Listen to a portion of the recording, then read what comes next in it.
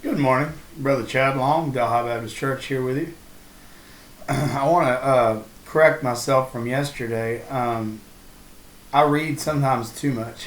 I read more material than I need to present stuff that I already have a decent grasp on.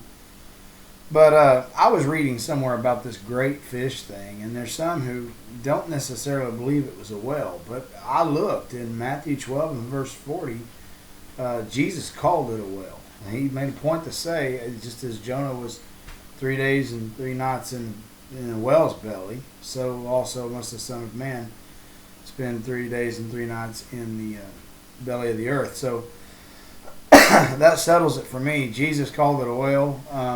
I know there's going to be those critics who say, well, that may be the English rendering of the words that were actually used in Greek or Hebrew, but it's really pointless to argue about it doesn't change the point at all for me, whether it was just a big fish or a whale, a literal whale. I mean, we get the picture of the big blue whale, the one with the big the big head on it, as opposed to the humpback whale, but we really don't know, and that's it's good enough for me that in the King James, in the oldest English version that we currently still use, the Bible does call it a whale in the New Testament, so not a big deal. But I wanted to clear that up because I had neglected to look prior to yesterday's devotion.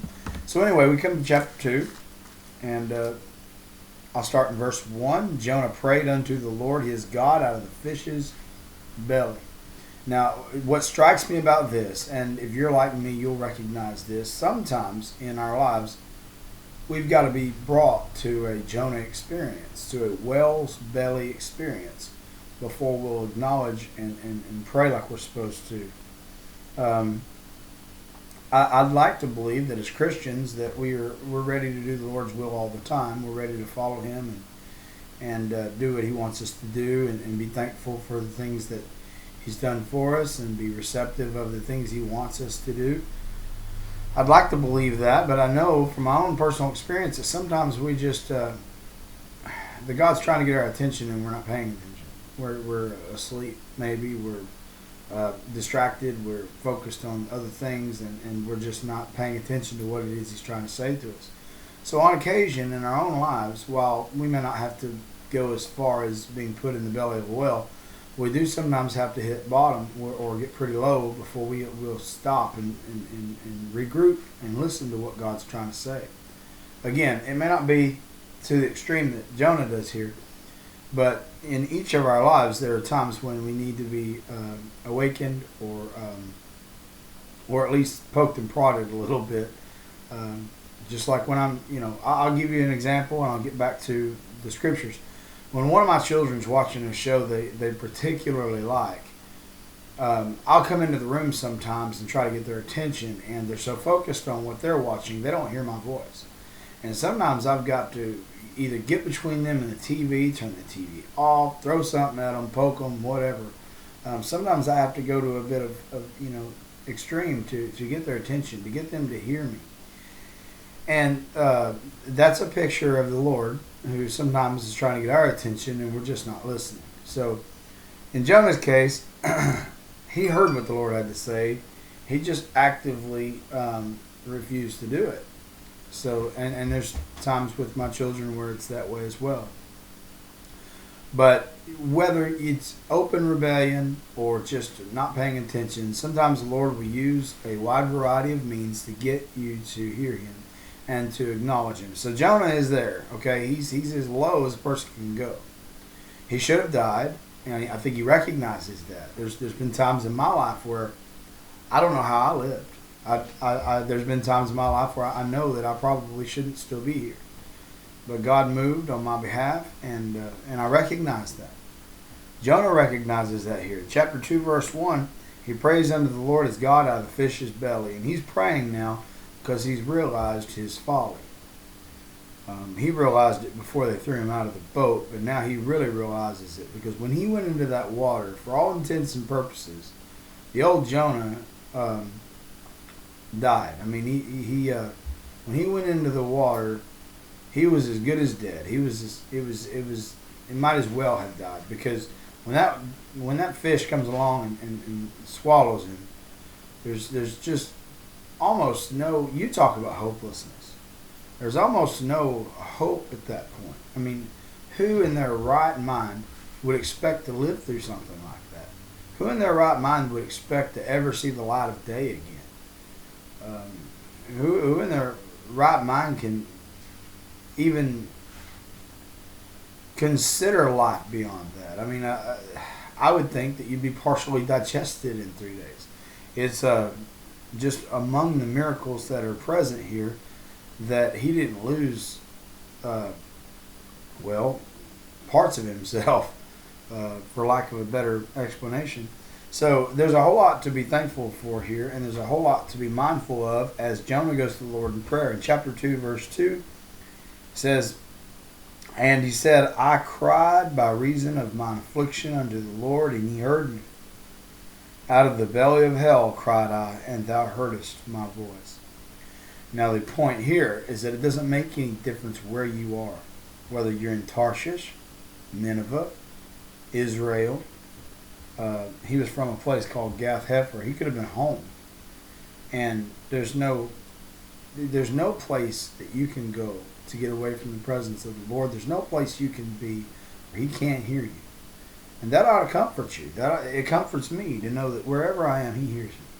And it's a little scary, too, to know that wherever I am, he sees me and knows what I'm doing. But he hears us.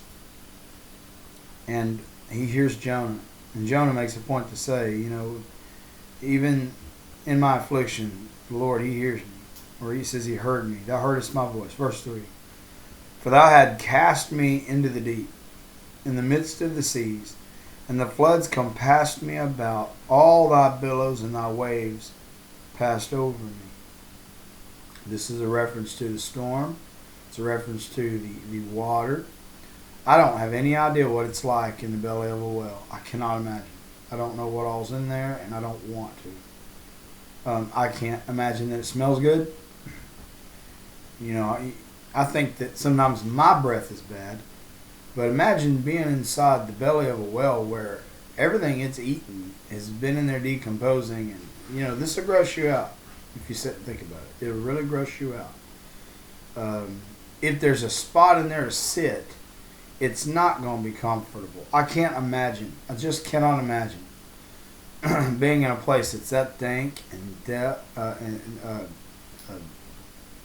what word am I looking for? Wet and damp. Dank and damp is what I'm looking for. Damp. I would imagine it's swampy feeling. It's humid. It's smelly, and it's probably constantly moving. I mean, it'd be like being in a boat, except there's no good hard surfaces that you can rest on. Everything's going to just feel like the belly or blubber, or I don't know. I can't imagine it.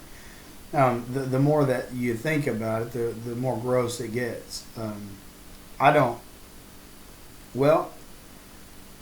Imagine. Okay, you can't imagine something you've never done. I mean, you just can't. You really can't put it into words. But I can think about holding something inside my own mouth. Not even to mention in your belly, where things are typically dissolved and broken down by acids and whatever. Just forgetting for a moment that he's in his belly, not in his mouth. Just imagine holding something in your mouth for a little bit. And imagine how uncomfortable that would be if you could hold a miniature version of yourself in your mouth. It just wouldn't be fun. Okay, it just wouldn't be fun at all. And I think I've said enough about that, but I'm just imagining what he's got to be seeing.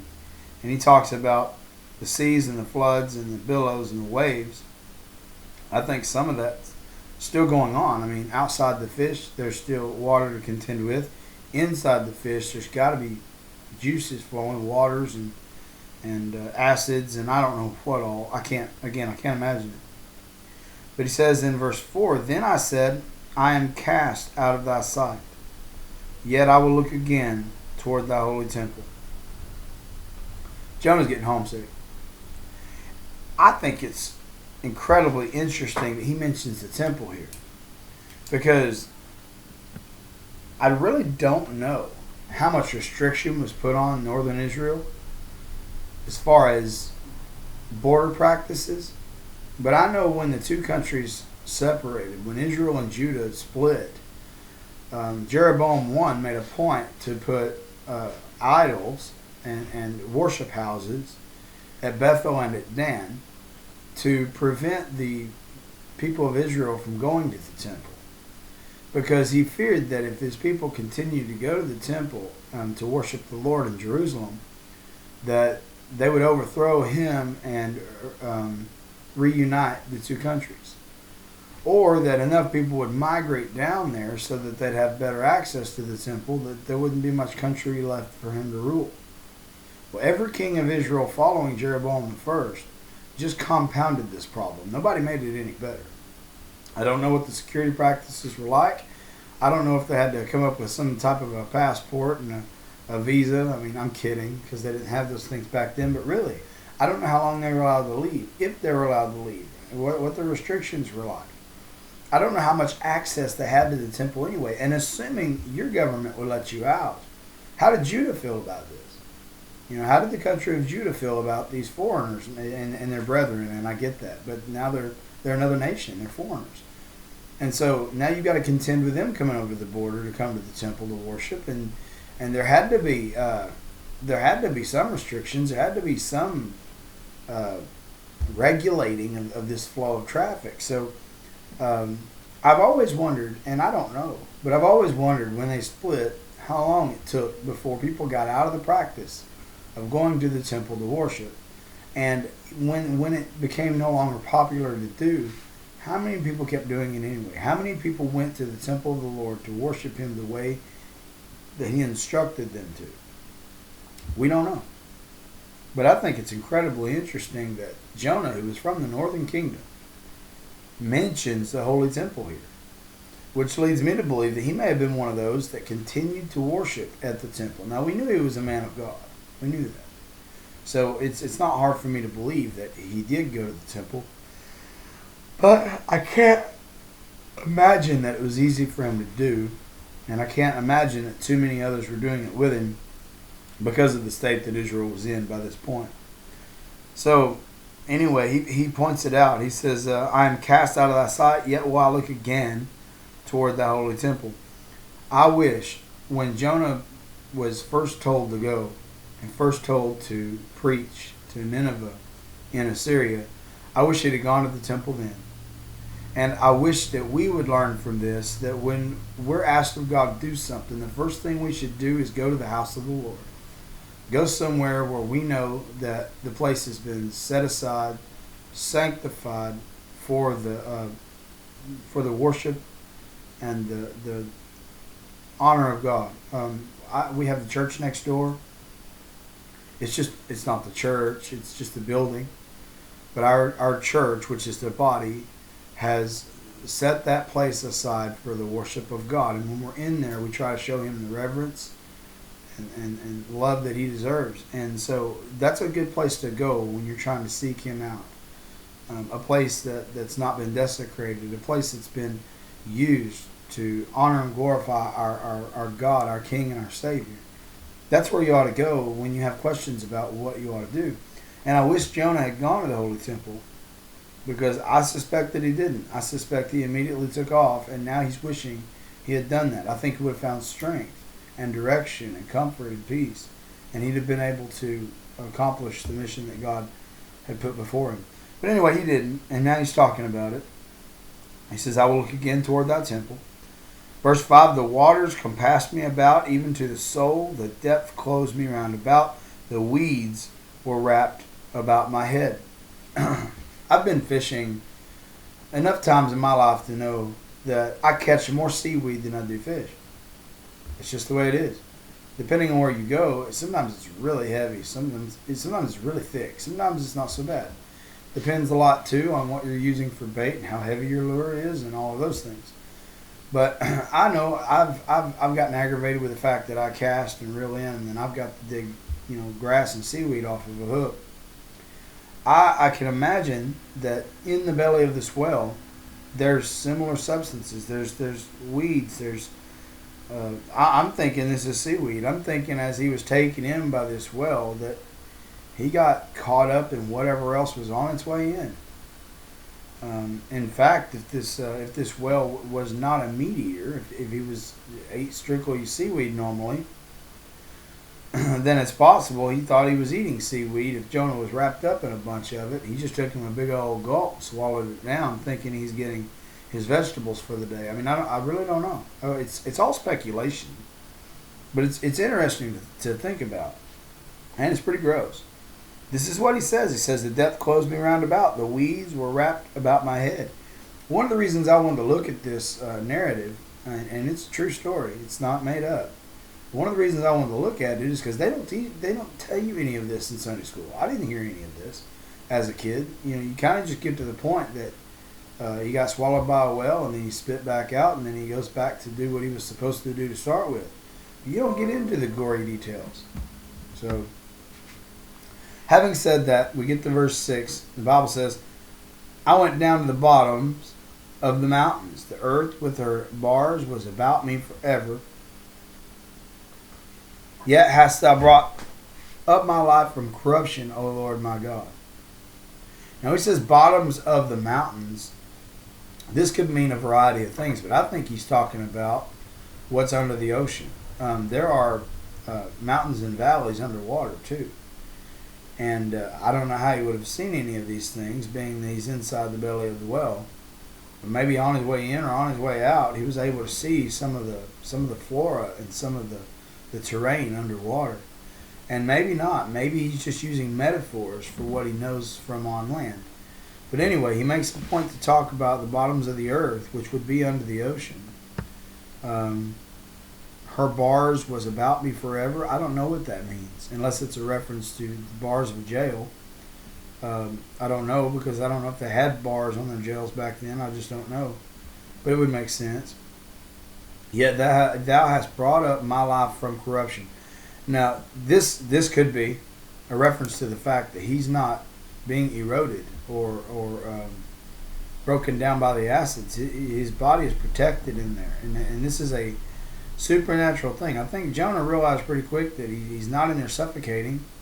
He's not in there being dissolved. He's not dying. He may not be comfortable and it may be nasty, but he's alive. And God is protecting him. Anyway, verse 7, "When my soul fainted within me, I remembered the Lord, and my prayer came in unto thee, into thine holy temple." Now he's understanding that from where he's at, he can pray, and his prayers reach the temple. He's also understanding that it took his soul being at its very lowest before he turned and remembered the Lord. And again, we do that. We all do that. We all forget him until we need him, and that's not good, but it's just the way that we are. Verse 8, he says that they that observe lying vanities forsake their own mercy. This is a reference to the way that he had acted before. You get caught up in vanity, you get caught up in the lies of the world, you get caught up in your own desires, and you cost yourself the mercy of God. He says they forsake their own mercy. I think this was a confessional, is what he's saying. And he's also talking about others like him. Verse 9, "But I will sacrifice unto thee with a voice of thanksgiving. I will pay that I have vowed. Salvation is of the Lord." He's saying, look, you have been merciful to me. I'm still alive. If I get out of here, I'm going to make sure and turn it around. And I'm going to keep your word, and I'm going to follow you, Lord. And a lot of people, we call it jailhouse religion, but a lot of people, when they're at their lowest, they make promises to God. Unfortunately, not everybody keeps them. And we'll talk more about that as we look further into this story. But I'm going to close with verse 10. And by the way, salvation is of the Lord. And that's one of the main points. But we'll come back to that too. Verse 10, "And the Lord spoke unto the fish, and it vomited out Jonah upon the dry land." So after he's confessed, after he's acknowledged his sin, after he has prayed and promised the Lord that he will honor his will and do what it is he's called him to do, The Lord moves on his behalf. Now, salvation has a spiritual aspect more than anything else, but there's also a physical aspect. And so Jonah is saved here physically. The whale spits him out on dry land, and now he has the opportunity to go and fulfill his promise and his vow to the Lord. We have an opportunity too to fulfill the promise of the gospel and to fulfill the walk that we have dedicated our life to as a Christian. And so what we need to remember is that we're supposed to follow God without having to be swallowed up. To remember that our promise is to honor him and to serve him and to follow him. And if we do this right, we never have to go through something like that. But unfortunately, we all have a Jonah experience. We all have a whale experience. Some more drastic than others, but we all have those experiences. And I know that it would please God greatly if we didn't have to go through that. It would please him greatly if we would just submit and follow him. Surrender all to him and go where he sends us. Look, I hope that you got something out of this. Hope I didn't gross you out too bad talking about whales. But I do want you to consider these things carefully. The Bible's not something we're supposed to just read 3 verses a day out of and go on about our day. We're supposed to reflect and consider and try to apply these things to our lives so that it'll make a real impactful change in us. And that's my intent, and I hope that that's what we all got out of this. You guys have a wonderful day, and may the Lord bless you.